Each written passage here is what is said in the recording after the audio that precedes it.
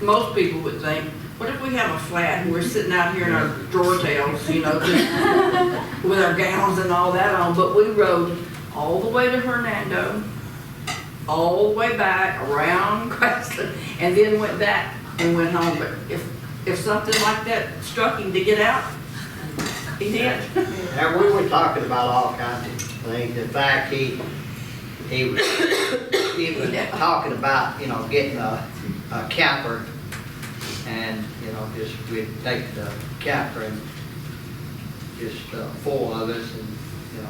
Can you see, we were thinking, and it'd have to have everything in it. yeah, It would not rough it. he wouldn't. I don't think he'd have been happy with the camper at all, you know. He was talking about it anyway, but naturally it never did happen. He was something else, boy. You never knew what he was going to do, when he was going to do it, you know. So you had to be on your toes, you know, pretty much 24/7. You know, so. Yeah, 24/7. I've got a question.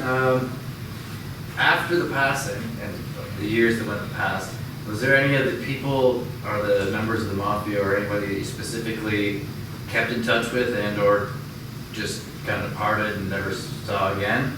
Like, Yes, some of us stayed in touch, of course, not every day. It's like, you know, just disassembling a chain, you know. yeah, so it was like just just kind of. went different directions, you know. But some of us, we stayed in touch, you know, and of Marty. course, we all still cared about each other, you know. We were like a family. We So I stayed in feel like touch you- with Marty and Lamar and Richard. Richard, because that's who, Charlie, you know, that's who we were closer to really, because they were the ones that would stay in Memphis. And a lot of the guys, after tours and movies and things, if they lived in California, they stayed, you know, or went back to Nashville or something like that. We were closer to the older guys that were the original Memphis Mafia, because we grew up, you know, with them. But a lot of younger guys that we liked too, like Dean and Al, and, you know. Another just kind of off question to that one, which just kind of popped in my head. In the new movie that they made, for some reason they dropped Marty's name out like he didn't exist. Marty? What? Marty? The new movie. In the new movie. Well, yeah, it just few kind others. of literally like he didn't exist. And I was kind Yeah. of wondered, why did they name Because that everyone was, else but him? Because the people that gave the information were Priscilla and Jerry Shilling. So the minute you see it, you know where everything's coming from. You know who said it and who didn't and everything like that. I didn't like that movie because it did not portray him at all. I thought Austin Butler did a good acting job for, but he didn't. A spot on? Bullshit. I'm sorry.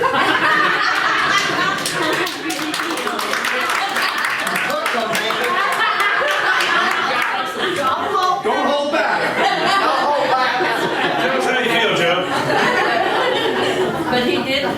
And I mean, if you really knew Elvis, and it's like somebody can start to tell us a story now, and the minute they start telling it, I know if it's a lie or not, because I knew his mannerisms and the way he was, like Billy just go, okay. Even when I watched the movie, I could tell that We watched it. Jerry's influence was a little Jerry too didn't much, even I want work to for say, him for the because I don't know, last 'cause- years of his life. Yeah, I don't feel that Jerry was that top guy in the, No, that was Priscilla.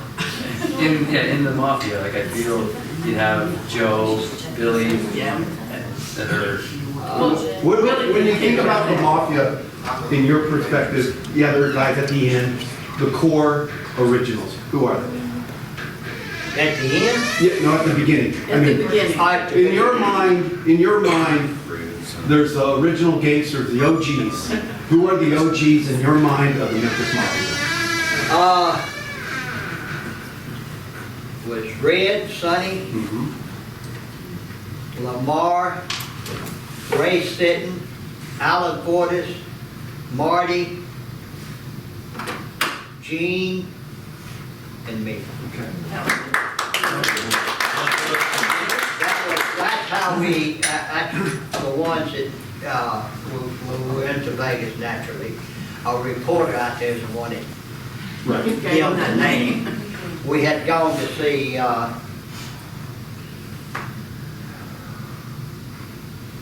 Johnny Ray, and he was, you know, Elvis, you know, liked his voice and all, and wanted to get him to sing, you know, crying in the rain and stuff like that. So we were going to see him, and of course, you know, Elvis had rented 2 limousines, you know, and so we all had bought everybody these black mohair suits. Oh, yeah. And so, you know, I guess in a way, when it did look like, you know, because of the fact that we, you know, come in 2 black limousines and all had black, you know, black suits on, and we lined up, you know. Of course, we did that anyway, you know, and we lined up and, for Elvis to get out, guide him in, because most of the time Elvis didn't, you know, you even on stage, they guided him to where he was going and tell him, because, you know, I mean, several things can happen.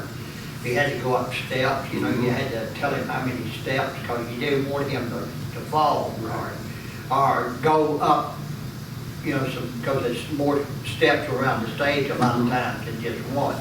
So he, you know, we got out, we lined up and all that, and we see these flashes and all that.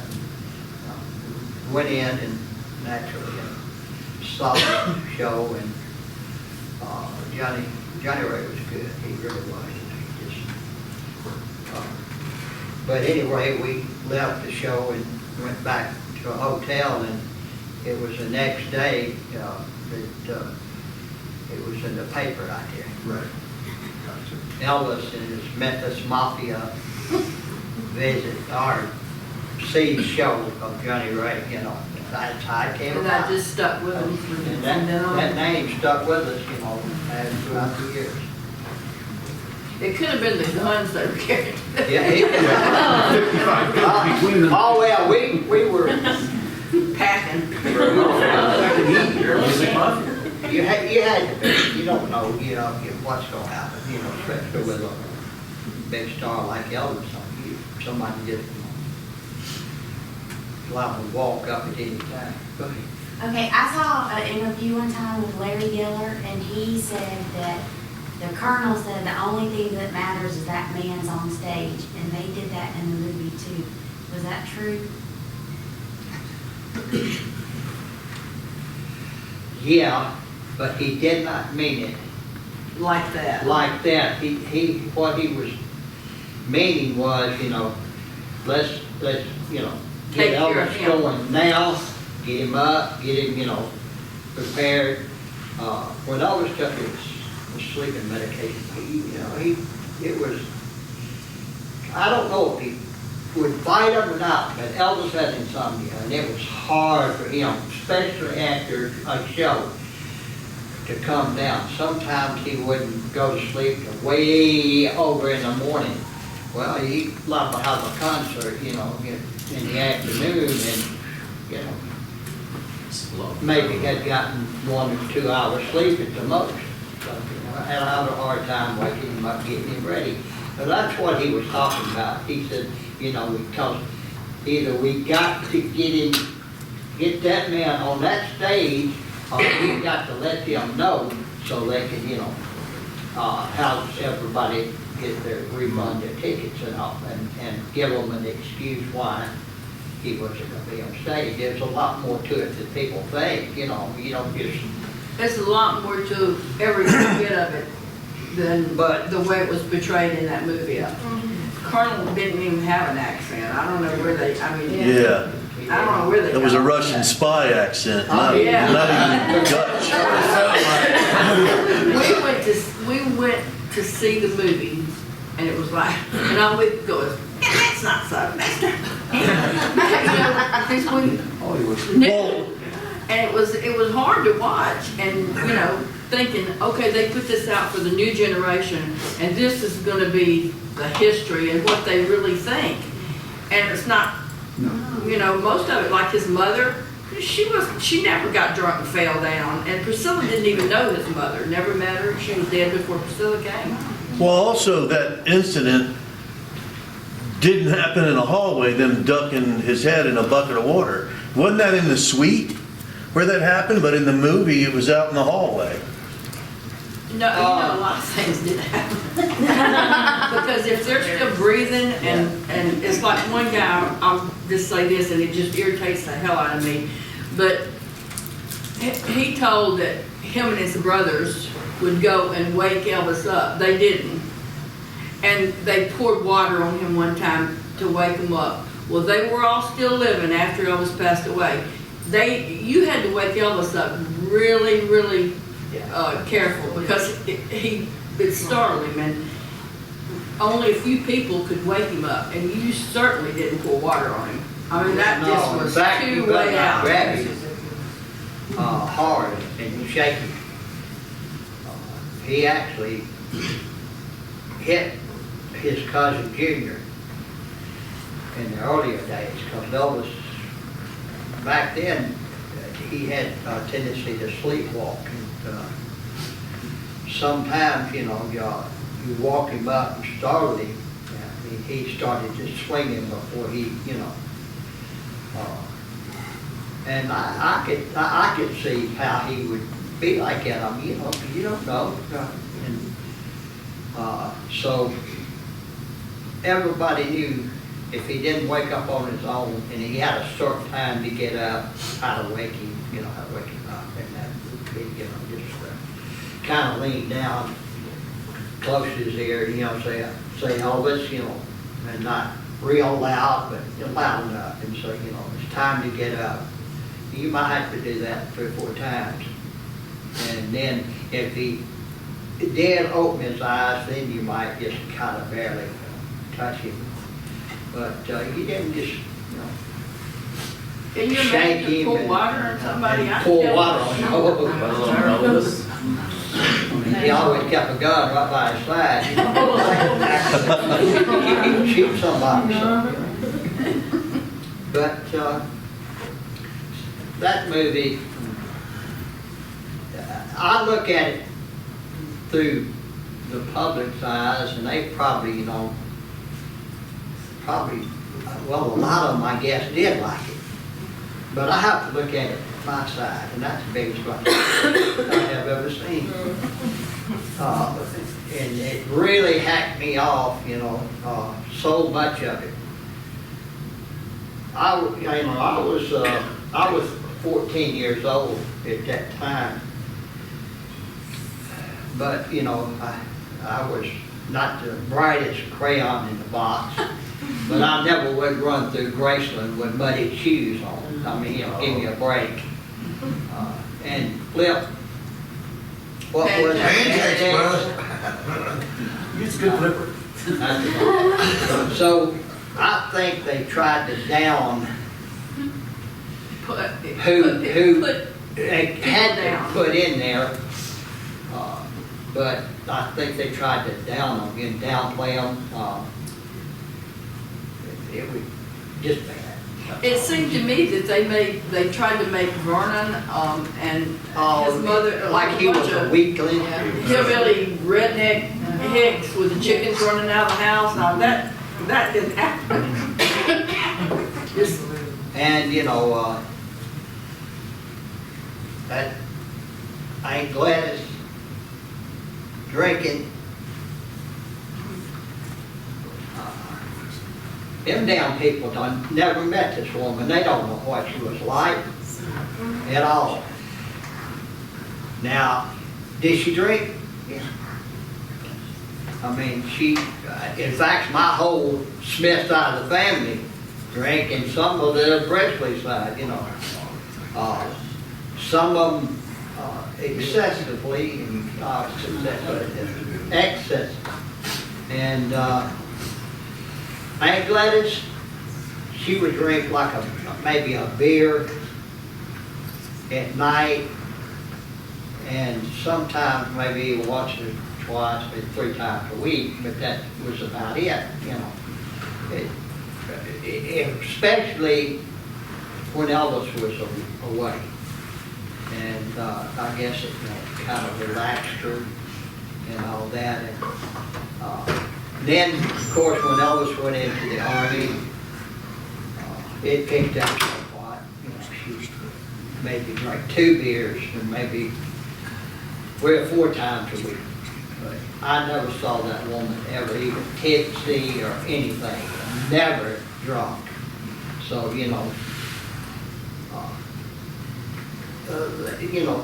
that was not necessary to even put that in there. And let me tell you about Uncle Vernon. He was no weaker. I mean, he stood his ground.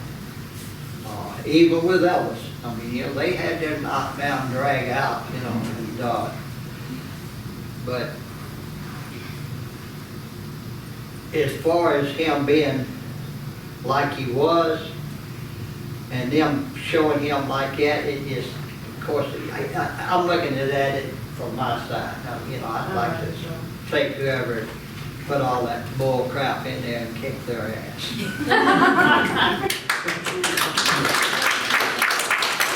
But there's a lot of people like the movie, and that's fine. You know, I can deal with that. You know, because a lot didn't know Elvis, didn't know his name. Okay, I'm sorry.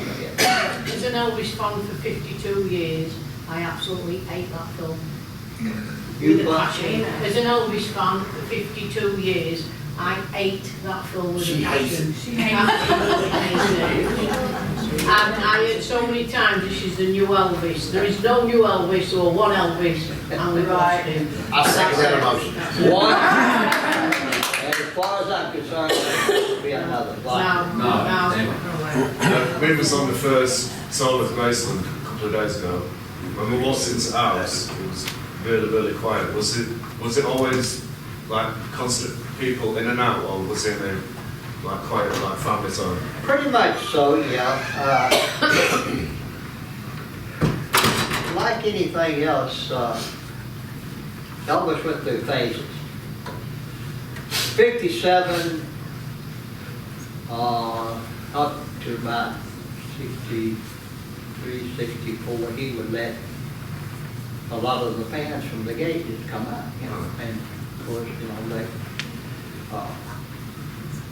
come up and you know, we'd do different things and all, and then he got to a point where he didn't let hardly anybody except the guys and the family stuff.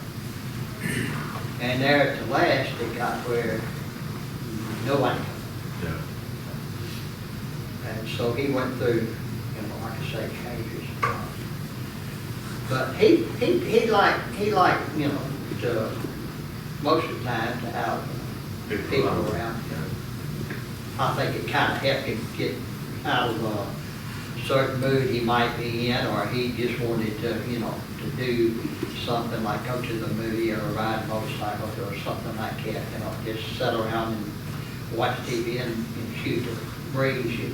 Yeah, I just imagine it always being constantly busy and it never gets no time to itself. Yeah. All right. Firstly, it's a pleasure meeting you all. I've come from Australia. It's been a lifelong COVID ruined everything 1 week before I was to step on the plane and celebrate my 50th. But anyway, I'm here now and it's fantastic. I was 7 years old when he passed, and I remember all the teachers crying at school that day. Yeah, it was something that, I will never forget. But Mum and Dad were teenagers in the 50s, and we grew up with his music and we just love him. What I wanted to ask, did he ever meet Clint Eastwood? I think during the Rowdy Yates years they might have met, is that correct? Yeah, I think he did. I think he met him on set. This is when he was playing Rowdy on, Raw High. Right, that's right. Yeah. And all, and I I actually got to see him at well, it was like a cafe and a, you know. Commissary. It's a. Well, no, it sold liquor there too. Oh. And he was with, Use that guy drink. when he was drinking beer, he drinking beer, I know that. Kind of followed him about, you know, that a lot of times, you know, go to these clubs, and we just happened to be there, and he come in, you know, sat down with a group of guys, drinking beer, got to meet him. And Elvis, you know, he met him, like I say, on the, lot of a certain place, where it be Paramount, MGM, Warner Brothers, whatever. All right, go ahead. You were talking about your Aunt Gladys, and her drinking and everything, but what was she really like? Was she funny? Was she a spitfire? What was she like? She was a wonderful woman, pleasant to be around. But Elvis had a whole lot of her ways. Now, if she got mad, you knew it. She didn't hold back at all. I mean, not even with Elvis. And but most of the time, she was of course, pictures. You know, she looked sad, and you know, she probably was to some degree. But like Elvis, she didn't want to stay in that kind of a mood. So she, you know, she'd get her like Elvis would, she'd get herself, you know, out of it. But she was a lot of fun to be around. And invite you in, and you know, and coffee and all kind of stuff. You know, that's just the way she was. She never, you know, she grew up like that, and she stayed like that. She didn't change. But very, you know, like God, I can remember her, you know, when I was a little boy, you know, picking me up, you know, and hugging me and all that kind of stuff. In fact, she kept me a couple of times as when I was real dare. But I was real little. Still is. You could throw a blanket in this, what, a lot of people probably won't know what it is, but it's a round, what they call galvanized water tub. Oh, yeah. And it was a number 3, and they had, you know, different heights. But this was the number 3, and they set my little hiney over in there, and I That couldn't was get his out. playpen. Playpen. Mama still does today, but it's a number 4. You know, I keep him in that big bathtub. Hey, Steven. in the bathroom. Sir. She has one. All right. How did you first meet Linda? How were you introduced to her? When did you guys start hanging out and kind of double dating? When she started to date Elvis, and this is when we met her.